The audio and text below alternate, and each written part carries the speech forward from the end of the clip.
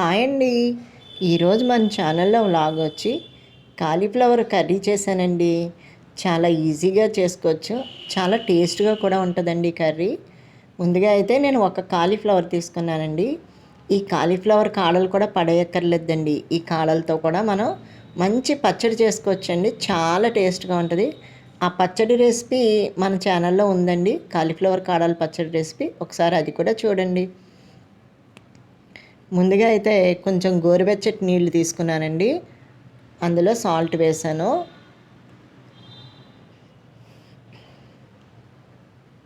ఈ కాలీఫ్లవర్ కాడల్ని మనం చేత్తోటే తీసేసుకోవచ్చండి. మరీ చిన్న చిన్న ముక్కలు కోసుకోకూడదు. ఈ సైజ్ అయితే చేసుకోవాలి.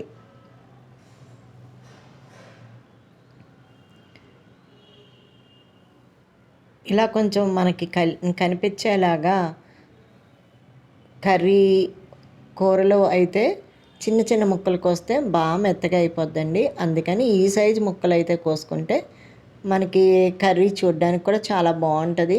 అలా ముక్కలా తినడానికి టేస్ట్గా ఉంటుందండి కాలీఫ్లవరు.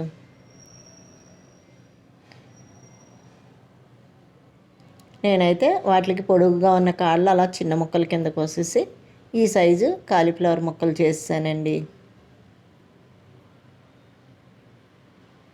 శుభ్రంగా మళ్ళీ వీటిని ఒకసారి కడిగేసుకొని పక్కన పెట్టుకోవాలి. ముందుగా అయితే ఆయిల్ వేసి ఉల్లిపాయలు వేస్తున్నానండి. పచ్చిమిరకాయలు కూడా యాడ్ చేశాను. ఉల్లిపాయలు త్వరగా వేయించేసుకోవాలి.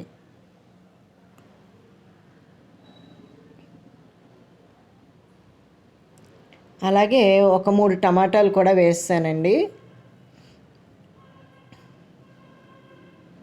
ఇవి కూడా బాగా మగ్గే వరకు వేయించుకోవాలండి. టమాటా మగ్గడానికి మూత అయితే పెట్టేస్తున్నాను.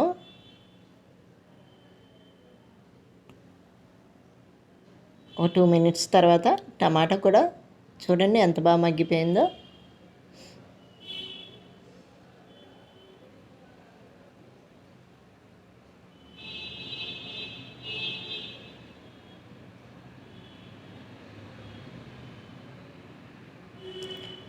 కాలీఫ్లవర్ వేసాక టమాటాలు వేయకూడదండి. ముందే టమాటా వేసుకుంటే ఇలా మనకి మెత్తగా టమాటాని చేసుకోవడానికి ఉంటుంది. కాలీఫ్లవర్ అయితే యాడ్ చేస్తానండి.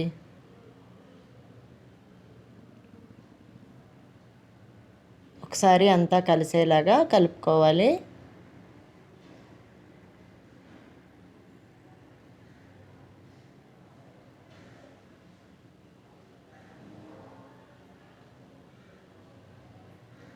ఇప్పుడు ఇందులోకి పసుపు కూడా యాడ్ చేశాను.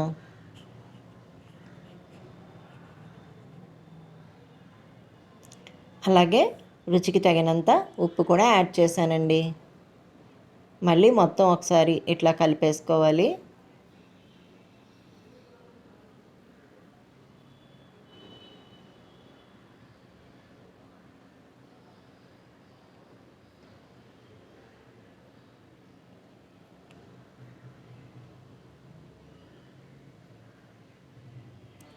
ఇలా కలిపేసుకున్న తర్వాత ఒక 2 or 3 మినిట్స్ మూత పెట్టేసుకుంటే cauliflower మగ్గుతుందండి.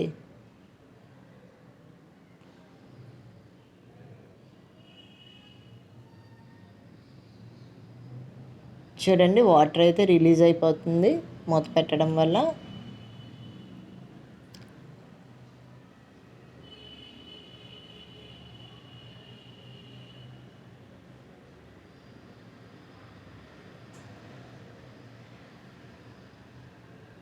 One and half spoon కారం యాడ్ చేశానండి.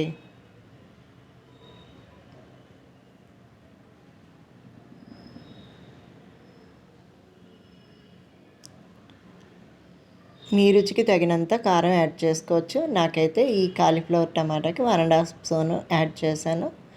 ఇప్పుడు ఒక గ్లాసుడు వాటర్ అయితే వేస్తున్నానండి.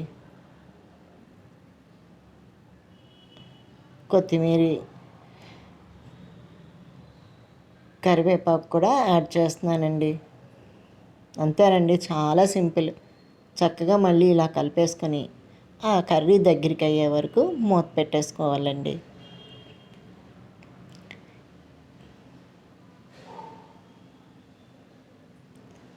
మళ్ళీ ఒక 5 మినిట్స్కి కర్రీ అయితే దగ్గరికి అయిపోతుందండి. చూసారండి ఎంత బాగా అయిపోయిందో కర్రీ. ఇంతేనండి, చాలా సింపుల్ కాలీఫ్లవర్ కర్రీ. ఈ కాలీఫ్లవర్ కర్రీని రైస్లోకే కాకుండా చపాతీలోకి, పుల్కాలోకి కూడా తినచ్చండి. టేస్ట్ అయితే చాలా బాగుంటుంది.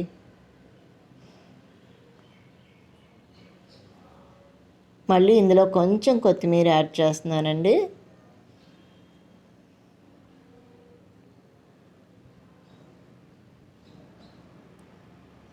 ఇంకా ఒకసారి కలిపేసుకొని మనం కర్రీని సర్వింగ్ బౌల్లోకి తీసేసుకోవడమేనండి.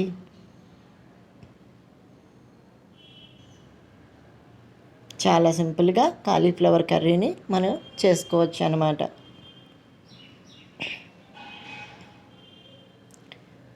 చూసారు కదండి నా కాలీఫ్లవర్ కర్రీ. నా వీడియో కనుక నచ్చితే లైక్ చేయండి, షేర్ చేయండి, సబ్స్క్రైబ్ చేయండి. థ్యాంక్స్ అండి.